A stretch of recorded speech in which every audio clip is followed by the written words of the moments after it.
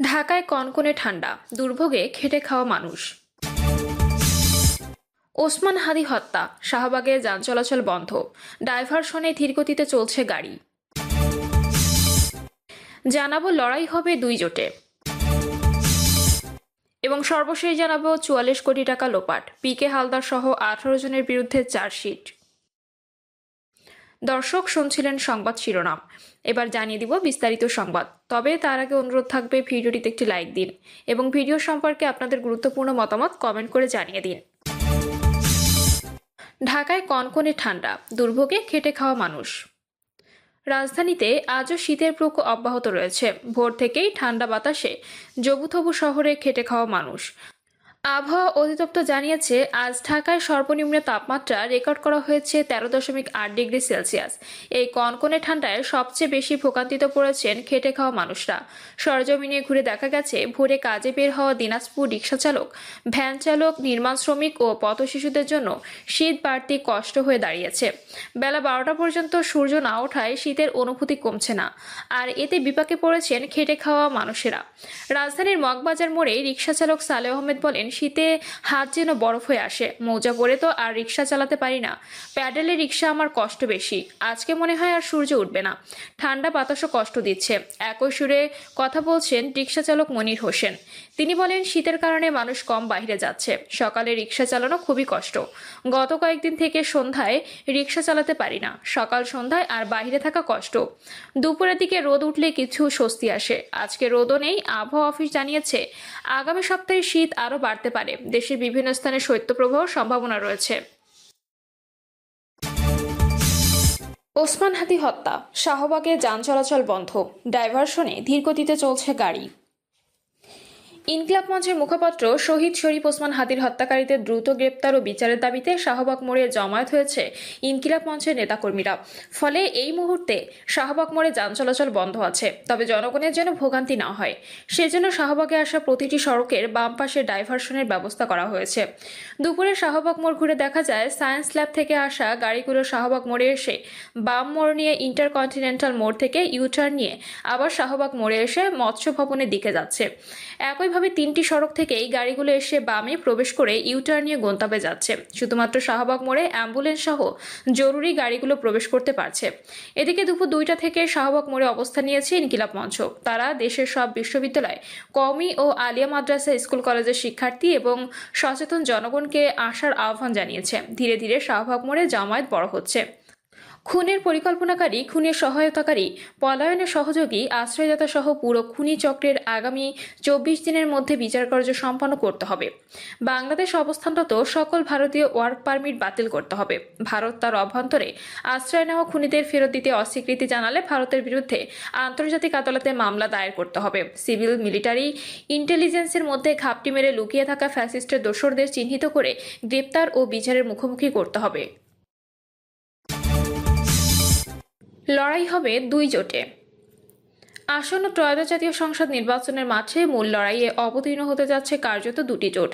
একদিকে বিএনপি নেতৃত্বে অপর ১২টি মিত্রদল সরাসরি আসন সমঝোতায় গিয়ে ভোটে নামছে। সরাসরি কোনো জোট না হলেও বিএনপির এই মিত্রবলয়ে সংখ্যা দিক থেকে রয়েছে বিএনপি সহ ২৯টি রাজনৈতিক দল।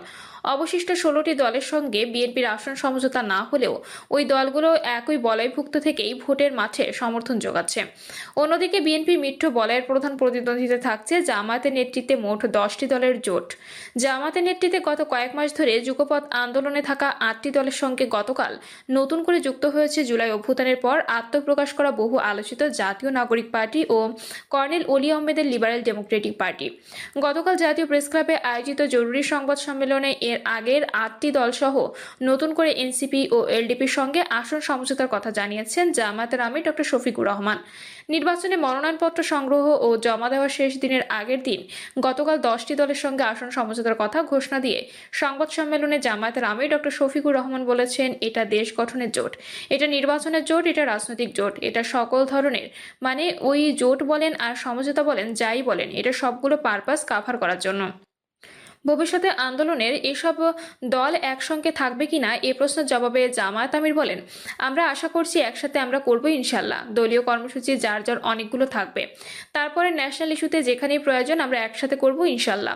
তবে জামাতের সঙ্গে জোটবদ্ধ হওয়ার প্রকাশ্য গৃহ বিবাদ দেখা দিয়েছে নাহিদ ইসলামের নেতৃত্বাধীন এনসিপিতে।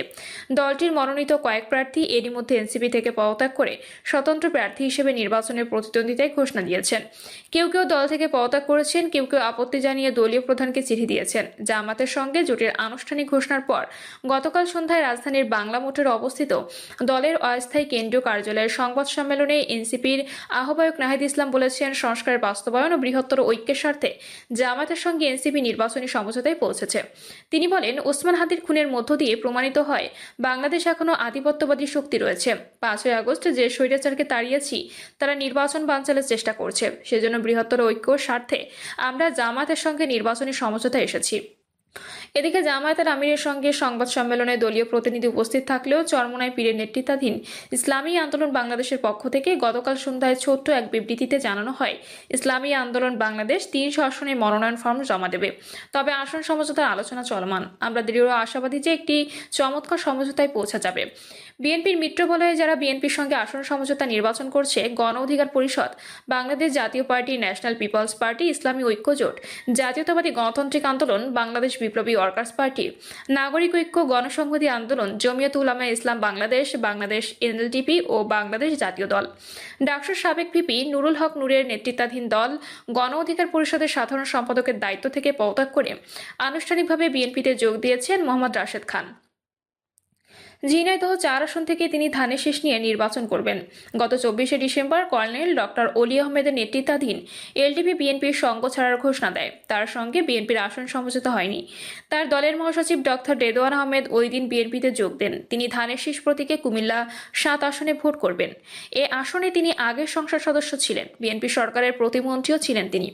10 দল মজবুত নির্বাচনী সমঝোতায় এক হয়েছে জানিয়ে শফিকুর রহমান বলেন, দলগুলো নিজেদের মধ্যে আলাপ আলোচনার মাধ্যমে সারা দেশে 300 আসন নির্ধারণ করেছে। দুটি দল একেবারে শেষ পর্যায়ে এসেছে। আরও অনেক দল আসন সমঝোতায় আগ্রহী ছিল, তবে এই মুহূর্তে এই প্রক্রিয়ায় তাদের সম্পৃক্ত করা দুরূহ হয়ে গেছে। অনেকেই আগ্রহ থাকা সত্ত্বেও তাদের সম্পৃক্ত করা যাচ্ছে না। এজন্য তিনি দলগুলোর নেতাদের কাছে দুঃখ প্রকাশ করেন। আসন সমঝোতার বিষয়ে জামায়াতের আমির বলেন, আমাদের আসন সমঝোতা অলমোস্ট কমপ্লিট। সামান্য একটি বিষয় যেগুলো রয়েছে, আমরা আশা করছি নমিনেশন ফাইল করার পরপরই আমরা সেটাও ইনশাল্লাহ আলাপ আলোচনার ভিত্তিতে সুন্দরভাবে সমাধান করতে পারবো। আপনারা দোয়া করবেন, এক্ষেত্রে কোনো সমস্যা হবে না। এ ব্যাপারে আমরা খুবই আস্থাশীল। জাতীয় নির্বাচন অনুষ্ঠানে 1.5 মাসের কম সময় হাতে আছে উল্লেখ করে শফিকুর রহমান বলেন, নির্বাচনকে সুষ্ঠু ও গ্রহণযোগ্য করতে দলগুলো অঙ্গীকারবদ্ধ। দলগুলো চায় কোনো হেরফের না হয়ে যে তারিখ নির্ধারণ হয়েছে সেই তারিখে নির্বাচন হোক। নির্বাচন আয়োজনে সরকার ও নির্বাচন কমিশনকে তাদের উপর অর্পিত দায়িত্ব পালন করতে হবে উল্লেখ করে জামায়াতের আমির বলেন, এখনও তাদের অনেক বাকি রয়ে গেছে। এখনও সব দলের জন্য সমতল মাঠ তৈরি হয়নি। এটি তৈরি দায়িত্ব সরকার ও নির্বাচন কমিশনের। তারা যেন যে কোনো ধরনের লোভ লালসা, ভয়ভীতি এবং কারো প্রতি কোনো ধরনের আনুকূল্যের ঊর্ধ্বে উঠে তাদের দায়িত্ব পালন করেন। জাতি তাদের কাছে সেই প্রত্যাশাই করে, এর ব্যতিক্রম জাতি মানবে না। গত 3টি নির্বাচনে মানুষ ভোট দিতে পারেনি। আগামী নির্বাচনে কেউ ভোটের অধিকার হরণ করতে চাইলে সেটি বরদাস্ত করা হবে না। সংবাদ সম্মেলনে এক সাংবাদিক জানতে চান, সমঝোতায় আসন বিন্যাস কিভাবে হলো। জবাবে জামায়াতের আমির বলেন, জানবেন, ডিটেইলসটা জানবেন। আমি বলছি অল্প একটু আমাদের বাকি আছে, আমরা অতি সত্বর আপনাদের তা স্পষ্ট করে দেব। আরেক প্রশ্নের জবাবে তিনি বলেন, এখানে কোনো একক দল আসন বণ্টন করবে না। ন্যায্যতার ভিত্তিতে সবার হাতে আসন তুলে দেওয়া হবে, সবাই সবাইকে তুলে দেবে। এখানে নির্দিষ্ট কোনো দল কাউকে তুলে দিচ্ছে না। প্রিয় দর্শক, এই ছিল এখনকার সর্বশেষ সংবাদ। আপডেট সব সংবাদ পেতে চ্যানেলটি সাবস্ক্রাইব করে বেল আইকনটি ক্লিক করে রাখুন।